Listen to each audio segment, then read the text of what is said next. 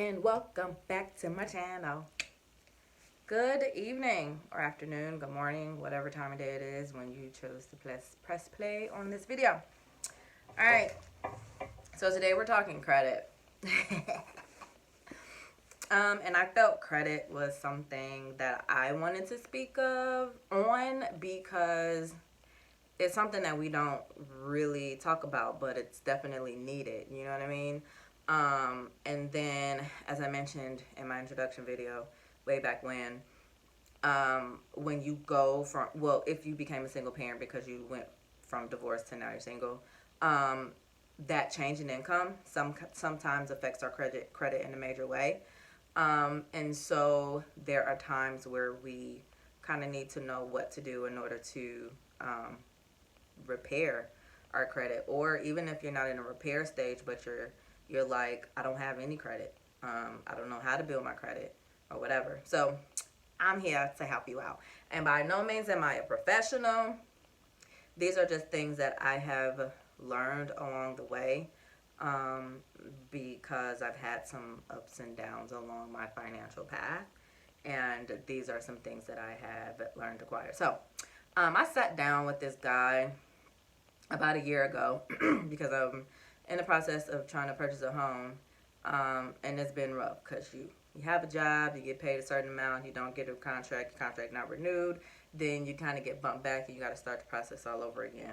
So anyway, when I sat down with him, I had all my credit reports out, I had my budget printed, I told him everything that I did, and he's like, wow, are you in the financial industry? And I'm like, nope, it's just research. So a lot of times when I don't know something, or if I want to understand it a little bit better, I do the research myself. So of course, don't take anything that I say as fact. I always fact check. Okay. So I'm first going to start with, why does credit matter? Credit unfortunately matters because you need credit to get stuff. Like if you're trying to buy a car and you need to finance it, you need credit to get it. If you want to rent an apartment, they're going to run your credit. You need credit to get it. It's not just purchasing a home. Again, if you're trying to purchase a home, you're trying to get a mortgage, you need credit to get it. You trying to go to the store, you know what I'm saying? You saw this big screen TV at Walmart, you don't get paid for another few weeks, you want to put it on credit, they're going to run your credit. Credit matters, right? And sometimes when we're young, we're not told that. I remember when I was 18, as soon as I turned 18, I started getting these calls from credit companies. I didn't know a whole lot about credit cards, so I just went. They talked to me about it. I didn't know what APR was or any of those things. So I signed up. I think I got like 2 credit cards right out of high school. And then I went to college and I didn't have any source of income, and then went down from there. I defaulted on those cards. I think I had a store. So I had 2 major cards and then a store card too. And then I had a cell phone. So that was 4 things that were on my credit at that time, that when I went to college, I was no longer able to afford because I didn't have a job. And then, of course, down went my credit score. But I didn't know that at the time. I was just living my best life, my best ignorant life, right? So now that I've mentioned that, so let's talk about what factors cause your score to fall. So you got late payments. If you are 30 days late on anything, it will be reported to the credit bureau. So like if you have a car payment, you're 30 days late on that, it's going to be reported to the credit bureau. If you are late on your credit card payments, that will be reported to the credit bureau. Your credit will fall. Credit inquiries, like if you're applying for a credit card and you don't necessarily, either way, if you apply for the credit card and you get it, or if you apply for the credit card and you don't get it, those inquiries do drop your score. It's not a major drop, but it does drop your score. What are some other factors that cause it to drop? Obviously, defaulting. Now they're repoing your card because you haven't made the payments. That's going to be something.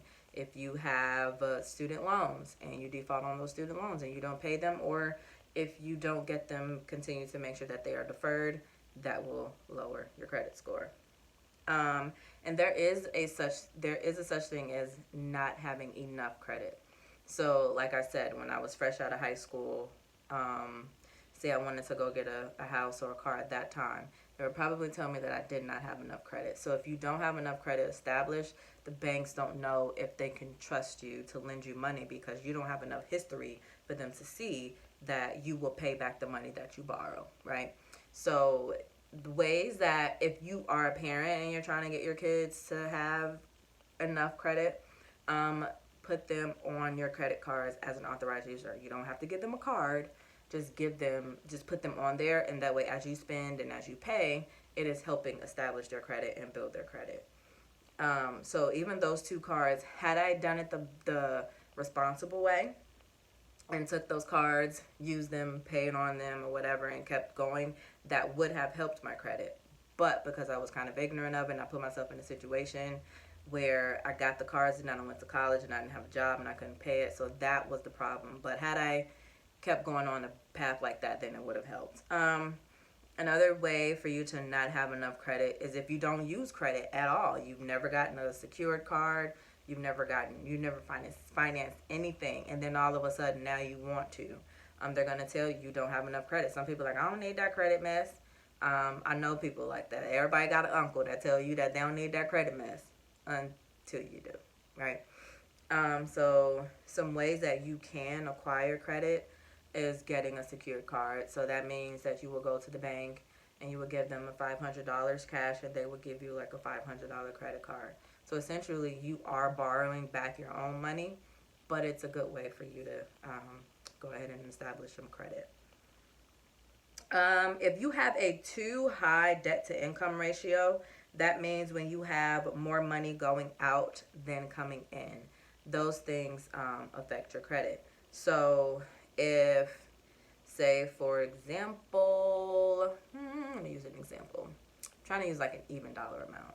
So say I make $1,000 and I pay $800 towards my creditors. My debt to income ratio is kind of high, right? So if an emergency happened, I got that $200, you know what I mean, to play around with, and that's not much. So they want to make sure that your debt to income ratio is kind of right there in the medium. I think they said, I can't remember, fact check me. Is at 60%. They want your debt to income ratio to be, well, that's a ratio, but they want your debt to be 60% of your income or something like that. Fact check me on that, okay? If you have a high credit utilization, that also affects your credit, meaning say you have a $2,000 credit limit on your credit card and you've used $1,500 of that $2,000, you have a high credit utilization percentage. You want to use only 30% of your credit card balance. Some of us struggle with that. So if you know that's your personal struggle, you might want to kind of work on that and try to take the card out your wallet and don't even use it as an option, because you want to make sure you're at that 30%. So if you're like, I'll use mine for example. Say I have one that's $2,500. I want to make sure that I use no more than $750 of that $2,500. Okay. Another thing that can affect your credit score is having too many credit inquiries. Say you're trying to get a personal loan because you want to get a new car, right? And you don't want to go through the car company. So you went to 3 to 4 different companies to try to get that loan. So now you have 3 to 4 different credit inquiries. That is going to continue to drop your score. And then it's also going to make people look at, okay, so 2 other companies before me have looked at her and they have passed on her. I wonder why. And then that's going to make them not want to. So put a little space in between, or again, make sure that you are really in a good place before you start having people run your credit score. Like, when you go to Old Navy or whatever and they try to get you to apply for those credit cards, if you know that you've already had enough credit utilization or credit inquiries, or if you know that you're probably not going to get approved, I probably wouldn't apply. Or, it's just better to err on the side of caution with that. And then, again, I think I mentioned this before, if you have too many late payments, that will also affect your credit score in a major, major way. Okay? Trust me, I know. So how can you boost your credit score? Like I said, increasing that, do everything in the reverse. So making sure you don't have any, do your best to avoid late payments. Try to keep that credit utilization down. you want to kind of lower your debt to income ratio. So try to pay on those cards, get those down. So because the lower your balance is, the lower your debt is in the long run, right? And then another way that you can boost, I use crap. There's this company that I pay my rent through, and when I pay my rent through them, they write the check to my apartment complex, and then I get points on my credit score, on my credit report for paying my rent on time. So those are some things that you can look into. There are multiple companies. I would just Google how can I get my rent to boost my credit score, and then you'll get all these companies. I don't want to speak for just one company, but I will put the one that I use in the description. Um, so you pay through there. It boosts up. It's not a whole lot, but if you're doing that over the course of every single month, it's going to boost you 2 to 5 points every month, right? What else are some things that I do to boost my score? Obviously, continuing to pay. Check your credit report every year. You get a free one. Annualreport.com or annualcreditreport.com. You get all three: Experian, Equifax, and TransUnion. You get all three of those for free every year. Look over it and make sure everything is accurate. There was another Shantae Williams in where I was living at, and they put something on my credit score. On my credit report that belonged to her. And then my brother and our social security numbers are kind of close. So something was on my report that did not belong to me. So just make sure that you're going through there and checking those and making sure that you have the actual debt that belongs to you, because that can also boost your credit score when you dispute that.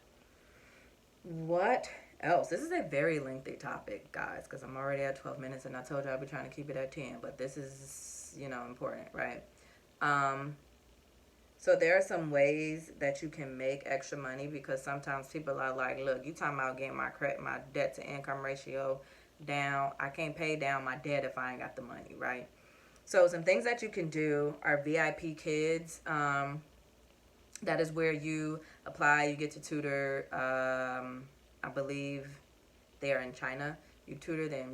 You're helping them to learn English, right? So that's a way. It's an hourly rate.